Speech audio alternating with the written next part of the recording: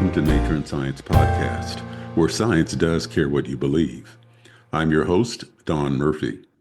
We explore the science behind the latest technological developments, ask the deep questions about existence, and seek verifiable truth, leading to a clearer view of reality. This episode explores the devastating psychological impacts of disasters. Joining us to talk about these impacts is Dr. Craig Katz. Dr. Katz attended Harvard College and went on to Columbia University, where he obtained his medical degree, completed his psychiatric residency training, and served as chief residency in psychiatry. He subsequently completed a fellowship in forensic psychiatry at NYU. Dr. Katz has a private practice in general and forensic psychiatry in Manhattan and is a former president of the New York County District Branch of the American Psychiatric Association, as well as a distinguished fellow of the American Psychiatric Association. Dr. Katz, welcome to the program. It's good to have you here. Thank you, Don. It's really good to be here. I appreciate it. So what inspired you as a youth to begin a journey in medicine and psychiatry? I mean, was there a particular singular moment of inspiration when you were younger? Well, I mean, in terms of medicine, my grandfather was a medic in World War II, and he actually wanted to be a doctor himself, but at that point he had a family, so he wasn't able to do that. And he used to just sit me down, like literally, like in his lap, at least as I remember it, and go through anatomy books, etc. And he told me I should be a surgeon. And what he called an abdominal thoracic surgeon. I don't think that type of surgery exists anymore. So he really put the idea into my head to become a doctor, and so I was pretty enthusiastic about that from a pretty early age. And then I had a brief dalliance with going into philosophy when I was in college because I got interested in philosophy, but then I realized I wanted to sort of do something that felt more immediately impactful. So I went back to the idea of medicine, but I never expected psychiatry. In fact, my father, may he rest in peace, always said I was going to be a psychiatrist, and I always laughed at him and said, I am not going to sit and listen to people's problems all day. But then I went to medical school, and the people that I gravitated towards were the psychiatrists, and I was just, but yeah, and so it just dawned on me that it would be a good fit, but it was not part of my plan. So you might have had as a young person this innate desire that you didn't even realize to help people and to interact with people. I guess so. I guess so. I mean, I think the part of me that was drawn to philosophy and thinking and reflecting and trying to kind of look under the hood of life, I Sure. think set me up well for psychiatry because actually I think of psychiatry as sort of like applied philosophy. There's a depth to it and a Mhm. reflectiveness about it and a willingness to accept. Uh, I think that things aren't always as clear as they seem to be that you need to have in psychiatry. So I think I could see in retrospect. I don't know what my father saw in me. I never really asked him like what was it that he saw, but my father was just a very intuitive person, so he picked up Right. on something.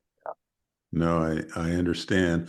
Well, yes, you're involved in psychiatry, but your life took a really interesting turn when there was a major tragedy in the United States at JFK, as I understand it, and you ended up getting involved specifically in disaster psychiatry. Take us through how that all happened.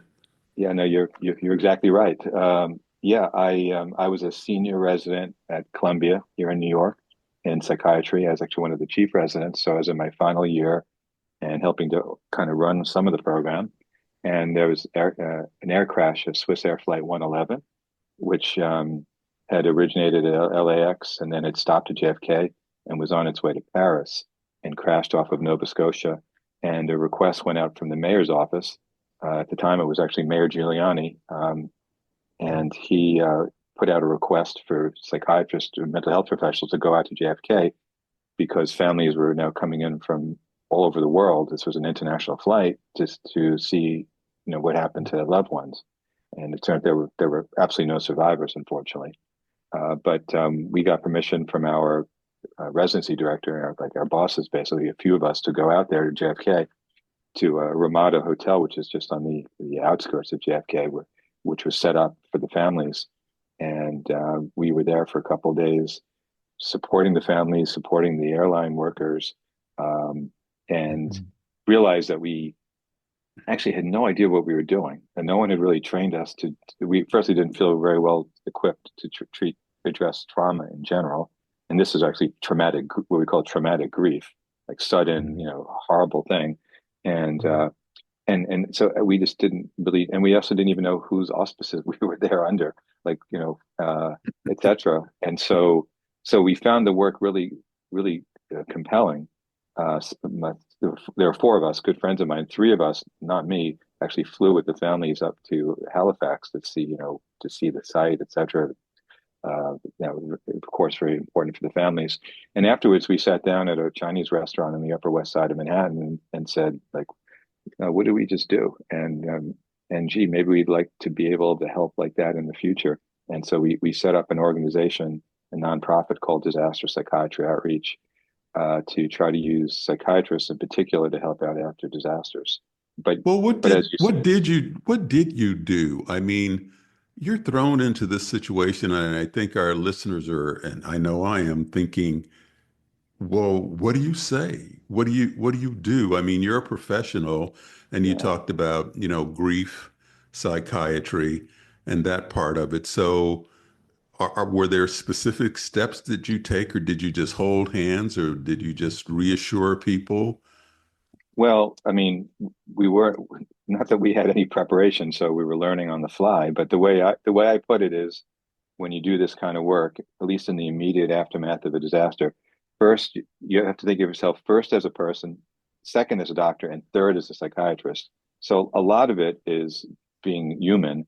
Um, and also, when we were there, we were actually one of the few only doctors that were there. So people, like, had rushed out of their homes, forgot their medicines. They might have needed their blood pressure medicines or whatever. So, the Red Cross would ask us to, can you write scripts? And then we'll run to the nearby pharmacy and get them. And then, acting as a psychiatrist, we had people who were, quite distraught, and of course, and maybe at that point weren't sleeping well, so we would write them a small script for a few sleep meds just to kind of help, just take the pain down just a little bit. And that was Mhm. the idea. um, there were some concerns about, were people suicidal, so we would intervene there, but then they were asking natural questions when you are aggrieved, which is, grieving, which is, you know how can I go on without, my loved one, right? And which is a natural question asked. It's not a suicidal question per se, but we would help sort of tease some of that out. But some of it, I think, was just plain old support, being human. It's what Mhm. we actually wound up writing a paper eventually. We well, and my sense about this, and we called it a trauma tent, which is that when I felt, and I couldn't prove this, this is not like a paper in like the New England Journal of Medicine, but I felt, we felt that by having a mental health professional there, people seemed to be calmer. Like the responders, the airline workers who were having to bear the responsibility of what happened and of helping the families, that they seemed to appreciate the fact they were there. So many people seemed to have our phone number that we didn't give it to. Like, word got around that we were there. Mhm. So I think there was an intangible benefit too, just from our presence, as well as talking to people and supporting them. And I mean, I can give another example, more specific. A year later, there was the crash of Egypt Air 990. Uh, Also, just Mhm. exactly a year later, also, I forget where it originated, but it was also affected JFK. So we were right back at JFK a year later, same hotel, and and they set up a ballroom, like, a ballroom where you otherwise would be holding a wedding or whatever, for all the families Mhm. to come to. Right. And they have TVs on running with, like, news coverage about the crash. And on the TV was shown, they showed the very families that are sitting in the ballroom, show them walking into the hotel crying, one of them falling to their knees. And, we had to do things like, maybe you need to turn off the TV a little bit for these poor folks, right? They just, Right. we know they want information, but this is too much. Watching this constant news coverage, including news coverage showing them themselves, Mhm. in great Grief. duress. So it's like a Right. whole bunch of different things that we would do. Yeah. Right. I understand. Well, that eventually led you to get involved into what I understand you call global psychiatry. These events communicated to you that something's wrong, something's missing in our service to the public where disasters are concerned. And I understand there were several other disasters that you were involved in, but how did that begin to evolve into what you called global psychiatry?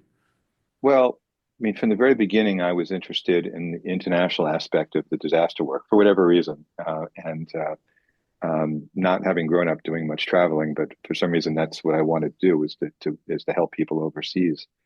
And so after the Southeast Asia tsunami in late 2004, which you may remember Yes. happened right after Christmas, right? And it was like, Thailand and Indonesia and Sri Lanka and India.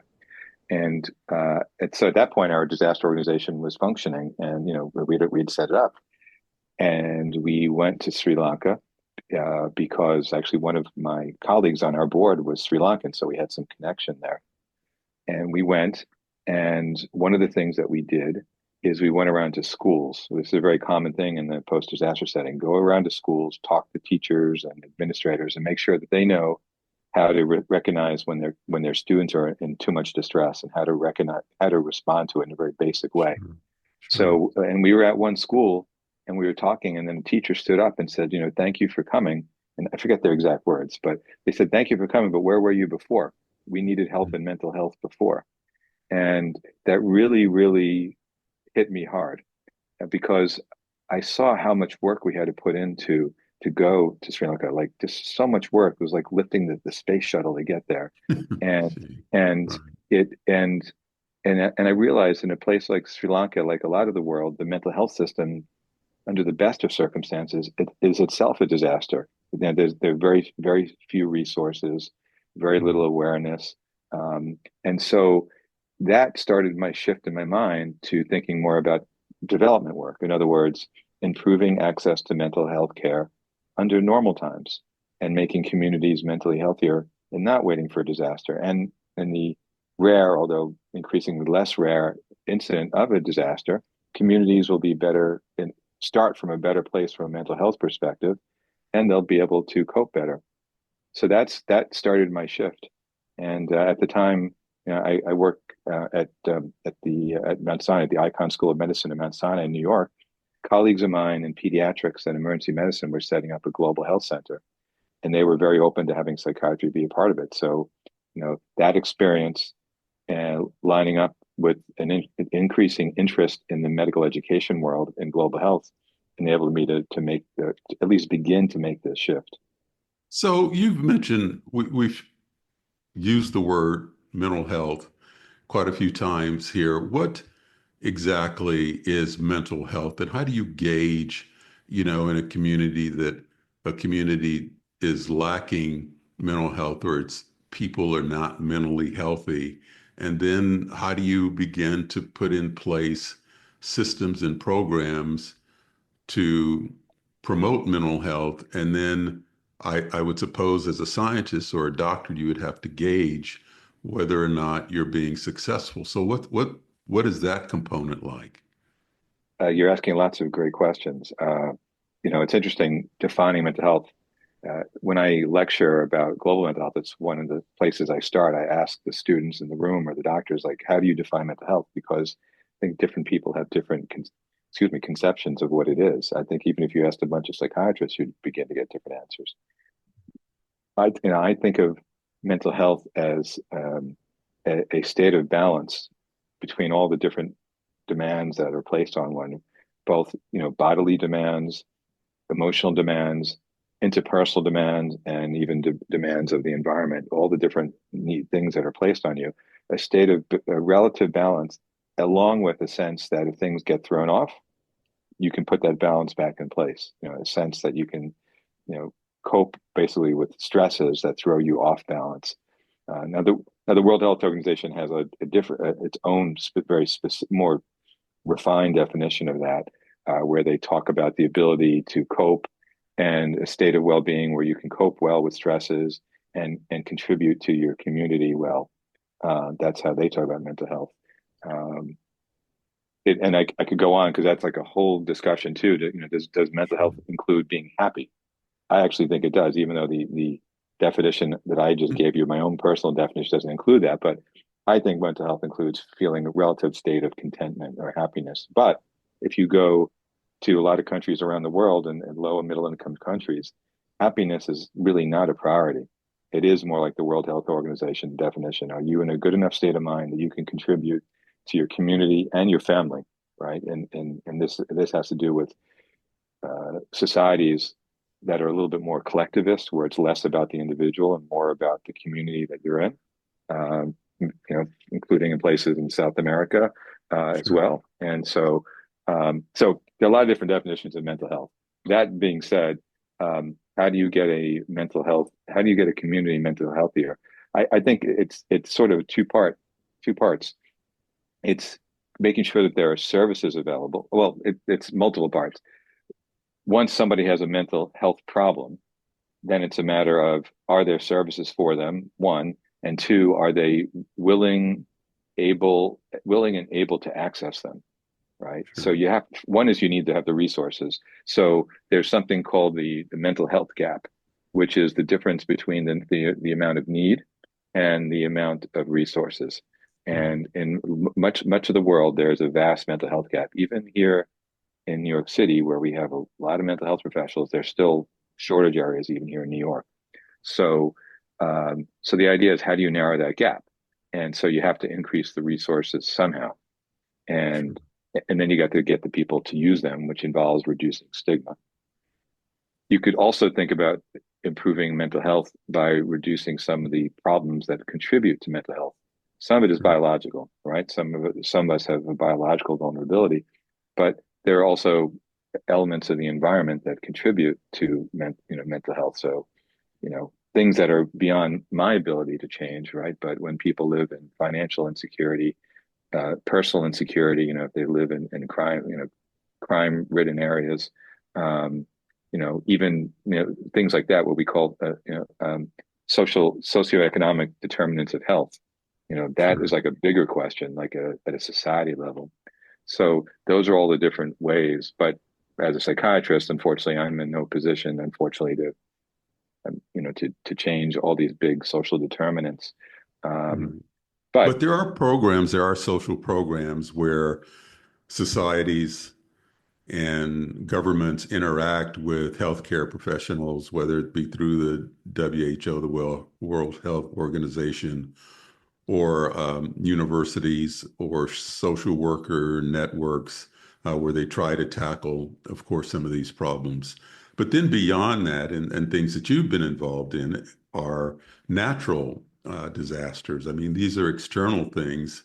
And I noticed in one of your interviews several years ago, you in particular talked about climate change as a Mhm. pressure that's on an external pressure that's on people, concerns about climate change, and particularly we have seen that with young people who just unfortunately lost a court case before the Supreme Court, where they were attempting to get the Supreme Court to recognize the threats to climate change on the future of their development and their future lives. And they had, I don't remember the details of the suit, but obviously these young people feel some sense of pressure. And I guess that's something you were involved in. And I had a very specific question.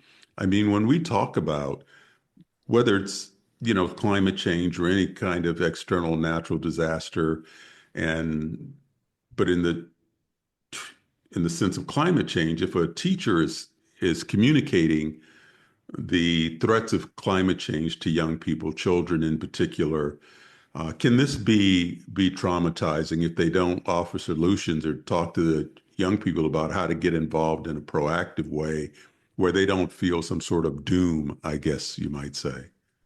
I think you're quite right about that. I mean, I think in the setting of any kind of catastrophic event, or in this case, the threat of a catastrophic event, you really want to, and you want to empower people, and especially kids, right? Um, you know, so so with kids, well, with anyone, it's a fine balance. You don't want to flood them with information. Sure. But you want to give them enough information. And kids, you don't want to hide information from them because they will, especially in these days of the internet. But in general, kids know when things are going on. So you got to tell them, and then you do have to educate them. But then you have to talk about what can you do, right? So don't let how can you make this better? Don't leave the water running when when you're brushing your teeth, right? Sort of throw, Sure. put the garbage in the litter box, and in the garbage pail. If your parents are letting the car running while they wait for you after school, tell them to turn the car off, right?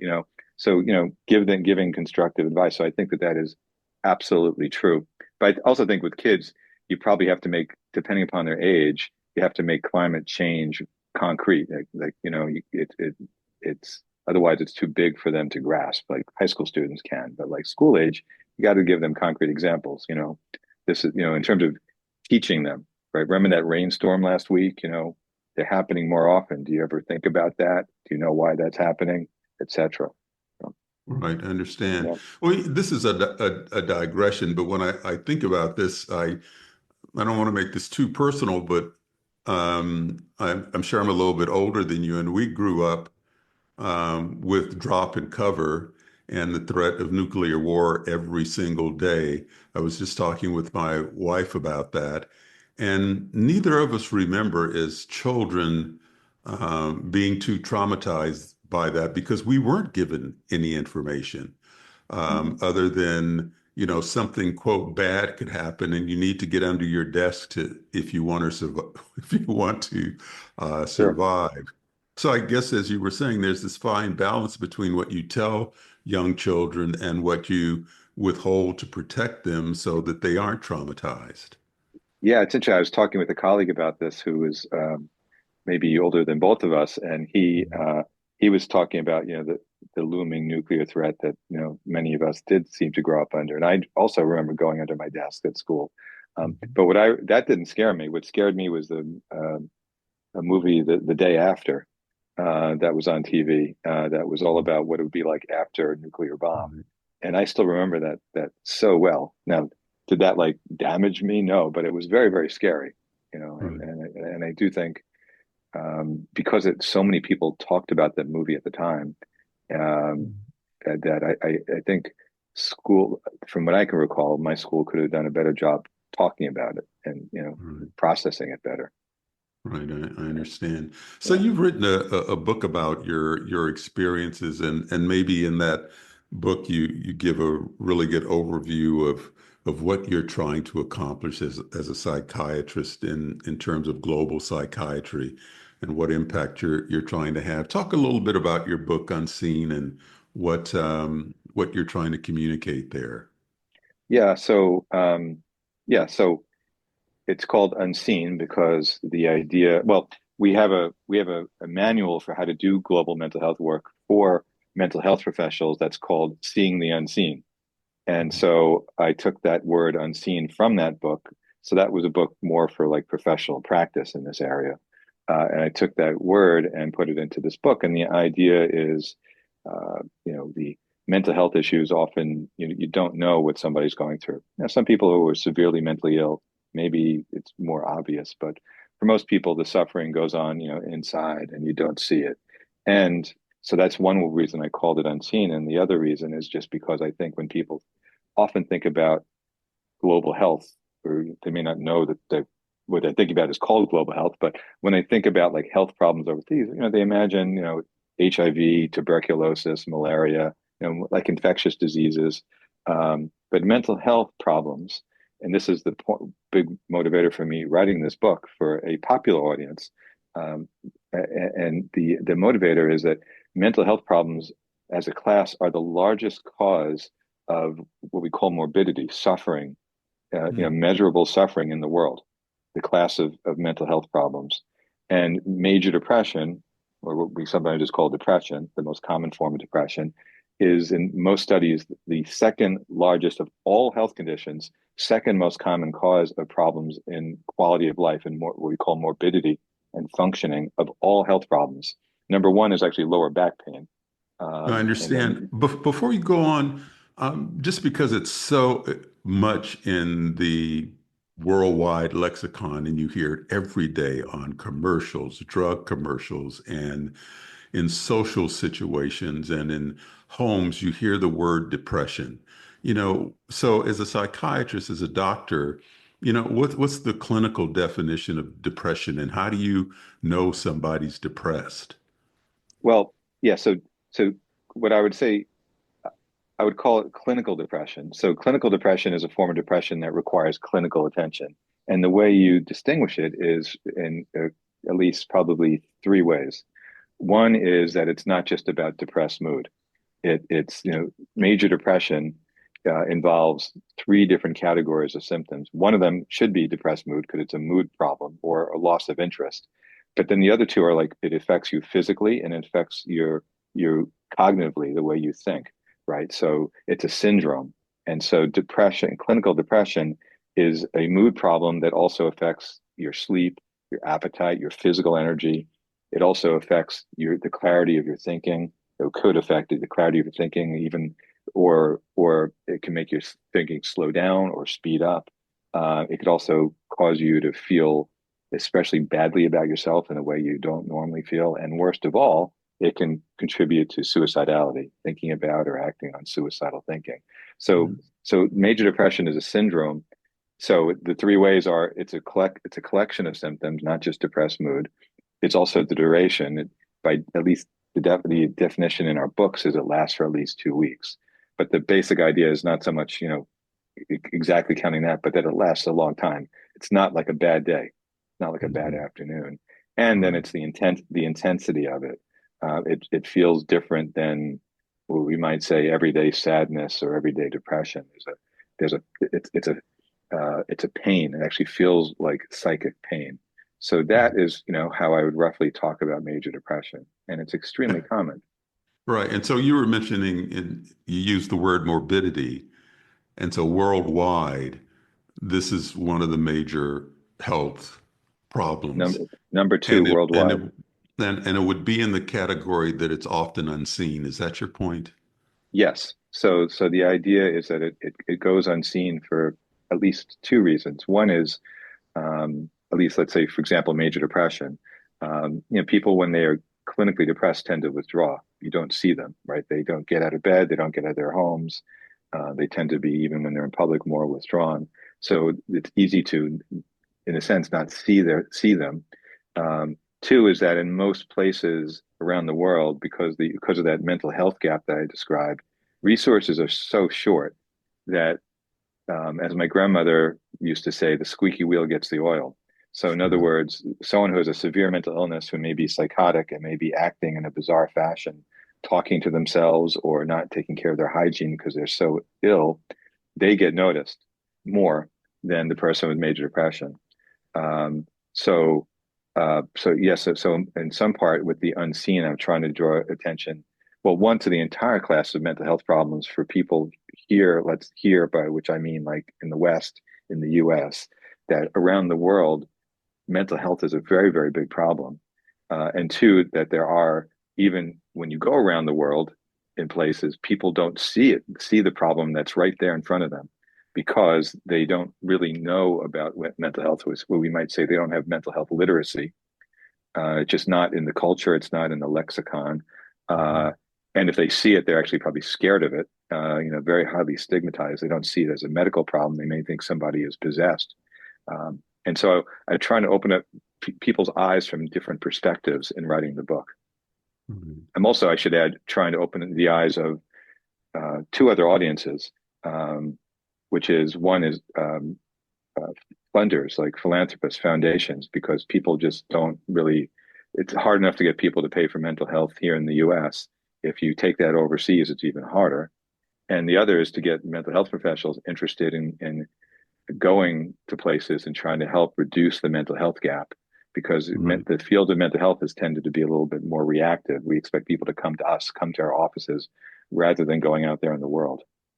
So, I don't want to get too deep in the weeds here, but you said you were interested in philosophy, and this may be a little bit of philosophical question, but also I think practical. So would the world be a better place if people were more mentally healthy and stable because a lot of the problems in the world comes from decisions that people make. And those decisions are a result of the choices that people have. So if you have limited choices or choices are thrusted upon you and you have to make a decision, it can be difficult. But if you're not mentally healthy and cognitively there, you're not going to make really good decisions. So collectively, the world as a population, if it's not mentally sound, it seems like it would lead to bad decisions, ultimately that affects the limited societies that people live in, but the world as a whole. Is that an overstatement or I is that think correct? I don't think that's an overstatement. I mean, I think there's some evidence to back that up. There's also intuition, I think, that backs it up too. But I think, there is this idea of for example, a poverty mental illness cycle, and I have a diagram of this someplace, right? But the idea is, if you're living in poverty or in stressful economic circumstances, it tends to pull down your mental health. On the other hand, if you have poor mental health, it may impair your ability to work, show up for work, or be productive, and then it pulls you down economically, and so it goes in a bad circle. So there is definitely evidence that if you make people mentally healthier, they will be more economically productive, or if you make them more economically productive, they may be mentally healthier. They feed off of one another. And I also agree the choices and the decisions that people make greatly influenced by it. And certainly, if you think about the violence that people perpetrate on one another, you think about interpersonal violence, domestic violence. A lot of that is certainly fueled, especially by addictions, alcohol and drug use, and how violent people become. And that may be layered on top of self-medicating with these substances because one is depressed or has post-traumatic stress disorder from other life experiences. So I absolutely do believe the world would function better and be a safer, more peaceful place if people were mentally healthier. Right. So and I didn't talk to you about this or give you a heads up on this, but I get asked all the time from a scientific point of view, what a person sometimes gets labeled in society who's mentally unhealthy as a psychopath, depending upon their behavior, or you hear terms like psychotic, behavior. So you've been all over the world. Where does psychopathic behavior, psychotic behavior fall on this spectrum of morbidity that you talked about earlier?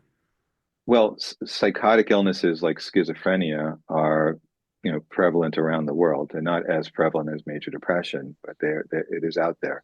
Psychopath would be definitely a mischaracterization because when in mental health we use psychopath, we're talking about somebody who is morally bankrupted and is takes advantage of people and robs, steals, rapes, etc.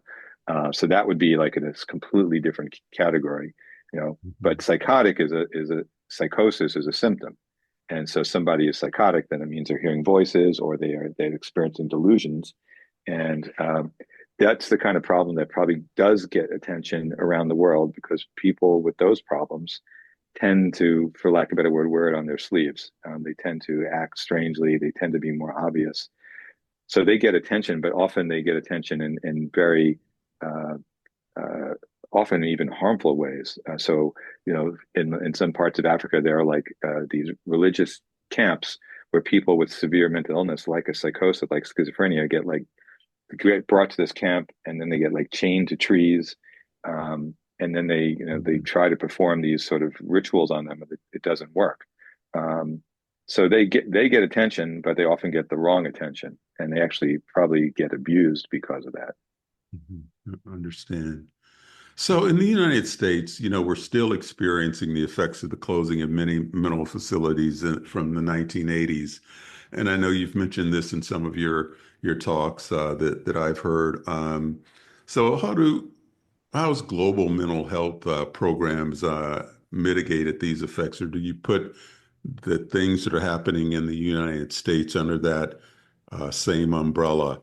I was working as a young ranger on the beaches of Southern California after leaving medicine myself. I don't know if you know my whole history, but Mm. it's a weird history. But I had an epiphany and a real change of careers at 30 years old, became a ranger. I was working on the beaches of Southern California in the 80s when the administration at the time made decisions about closing mental health institutions. And I mean, this is no exaggeration. Overnight, there were people on the beaches that were released from mental institutions that needed all sorts of mental Mhm. care and were acting out all sorts of things, many of them psychotic. And I understand to some extent those effects are still going on. Is this something you've noticed as you've been working on global mental health, including here in the United States? Yes. Well, firstly, I mean, it's a really striking story. Yeah, I would say, firstly, uh, the reason we call it global mental health and not international mental health is because we have problems like that here in the States, right? Mhm. So we have thousands of what are called mental health shortage areas as defined by the federal government all around the country. About, I think it's like 6,000 of them, including in California, including right here in New York City. And so there are we have a mental health gap here in the States. It's just in many places, depending upon where you are in the States, it's better than in low and middle income countries. I think in terms of closing down institutions, it was done. Well, I'm sure it was done with multiple motivations, but the idea was to reinvest the money of housing people in inpatient settings, which is very costly, to reinvest that money in community settings. And I think what you were describing is that it shows that it was done with mixed results. You know, whether how much of that money actually eventually was reinvested in community mental health, like outpatient programs or we call day programs, and supportive housing for people with severe mental illness, that is open to debate. And I think a lot of people feel it wasn't done very well. So what you now have is you tend to have, like here in New York City, we have Rikers, right, a major jail, right out there in the Bay, and places like that are like, half of it, or roughly, are filled with people with severe mental illness who Mhm. maybe get a little bit of treatment while they're there, and then get released into the community, and then, don't function well, steal something because they don't function well otherwise, and so they steal some food or whatever, and they wind it back there, and they're in this cycle. So that is like I think it's another example, like your beach example, where that idea of closing hospitals didn't work very well. Yeah, It didn't work well. So we understand. definitely So need more. in terms of your efforts in global mental health, let's try to be positive here. What have you seen some successes in your efforts, and have things improved and changed as a result of your efforts? Well, I'll give you an example right here in New York City, which is we have what's called a student-run free clinic here at Mount Sinai that provides care to patients from East Harlem, which is a largely immigrant, mostly from Central America community, with a lot of you know many people living below the poverty line, a lot of drugs, a lot of crime, a lot of people getting arrested, and don't have access to mental health services. They don't have insurance or Medicaid or entitlements. So we have what's called a student run free clinic, where we provide primary care to these folks, but we also have a mental health clinic integrated into it that I help run, and we have that staffed actually by students, medical students who are not yet doctors, right? And we've trained them to be mental health clinicians. We've taught them basic psychotherapy like cognitive behavioral therapy, and they are providing care to this population. And uh, so I bring that up as a success story because that is a model that's used overseas as well. It's called task shifting, which is shifting the responsibility away from highly trained professionals like me, who there's a finite number of us and we are costly, to others. You can teach them the skills they need to provide the care. And this has been done. There are research papers on this in places like Uganda and Pakistan, and we do it in other countries that we work in. And it's a way to improve access to healthcare and mental health care And so to me, that's a very big success story. And some people criticize it because they feel like you're giving second tier care. You're saying, in other words, okay, so if you have insurance, you can go across the street to Mount Sinai Hospital. If you don't, we're going to throw some medical students at you and provide care. And that Mhm. sounds like it's second tier. However, we've done studies where we've demonstrated that the quality of care that our students provide in this clinic are comparable to what you might find in a traditional mental health setting. So Mhm. it's uh, that is and so what we've done is we've improved access to care by expanding our resources, not by cranking out more psychiatrists, but by cranking out lower level people where you have a much larger number of them, giving them some mental health training, and then when they eventually graduate and go become doctors, they're not all going to become psychiatrists. Most of them won't, but they will also be mental health more aware, primary care doctors and surgeons, et cetera. So you also kind of, in a sense, spread the gospel. Understand. So then the real question is what final impact, even if it's marginal, does this have on those communities? You mentioned the crime, the poverty, sometimes the abuse, abuse, family problems, dysfunctional families. Is there a way that you end up measuring the effects of the increased care that you're giving? Can you go back a year later and say that things have improved? Even if it's in one household, I'll give you Right. that. Right. Yeah. Well, I think we can certainly give anecdotal evidence of that. We've certainly not gone out into the community and said, is our crime rates lower, right, or rates of abuse lower because of the care we provide. I mean, we are providing care to a small slice of the East Harlem community. Um, it would be an interesting study to do, at least for the patients we treat, to ask them about, how are their lives outside different for the care that we provide. What we can measure and do measure, and it's easier to measure, is, their symptoms, right? So in other words, are your depressive symptoms better? Is your PTSD, are the symptoms better? That we can measure. And that we see we get good results with that.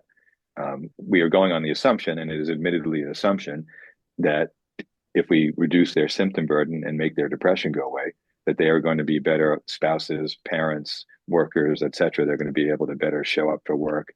There's plenty of reason to think that, but have we shown that by doing research on it? I admit we have not gone to that step.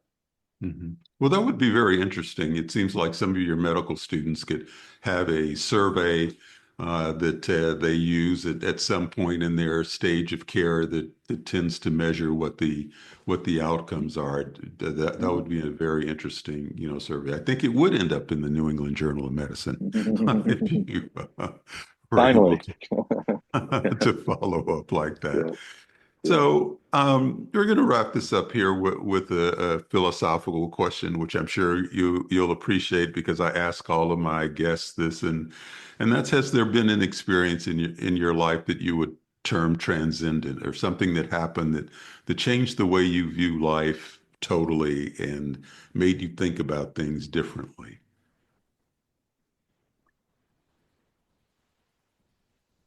Well, um, what I didn't describe in my choice of going into psychiatry is that I know I said that there were people that I grabbed, professors or faculty members that I gravitated towards that were psychiatrists, and that's who motivated me. But but there was actually a moment when I was on a bus here in Manhattan, going from my medical school to visit my wife at her medical school, where I just had this like moment, this epiphany that I should go into psychiatry, and nothing had happened at that particular moment except it just all sort of came together for me. And I am not a person that is given to these sort of spiritual moments of epiphany. It all just Mhm. sort of came to me, and it's no more dramatic of a story than that. But that moment really actually led me to take psychiatry seriously. And prior to that, I I was afraid to go into psychiatry because I wasn't sure it was real medicine. When I it, there was a sense around the medical center that it was sort of wasn't the same level as other doctors, and also I knew for example, that even though my father thought I was going to go into psychiatry and that I should, my mother thought it wasn't being a real doctor. She actually thought that she actually thought I would become mentally ill because of it. If you hang out with all these people. But Right. that what I do describes epiphany. I swear, and I've not had any other moments of epiphany in my life like that ever. Really shifted my mind. So I don't know if that answers your question, but that's what comes to my mind. No, it Uh, very much does. And yeah. that's similar to what happened to me. I mean, I was working as a graduate research assistant at the Salk Institute. I walked up the stairs from my basic lab after doing some radio immune assays all night long, working on myasthenia gravis, and I just suddenly I can't do this anymore. I think I'm going to work in the environment and be a ranger. And it was just as simple as that. So, Uh, yeah, I appreciate that. That's just the way it happens sometimes. yeah. There's no explaining it. I mean, certainly I was people that I was exposed to that I really respected as role models who were psychiatrists, but that sort of sudden shift in my mind, it was a singular moment in my life. Right. Well, Dr. Katz, it's been great talking to you. This has been a fascinating discussion, and I really am happy I got a chance to meet you, and I'm really happy with the work that you're doing and congratulate you on working on mental health on a global level. This is just fantastic. Thank you so much for joining me. Well, thank you, Don. I really appreciate the thoughtfulness that you put into this and the time you took to invite me and host me.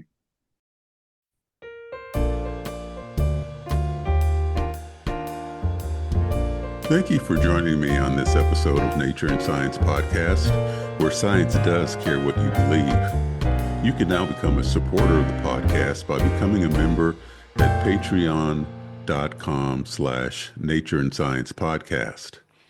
The first 10 inaugural members who sign up for an $8 membership will receive a free Nature and Science coffee mug, as well as exclusive access to special podcasts. You'll also be able to send in questions ahead of podcasts.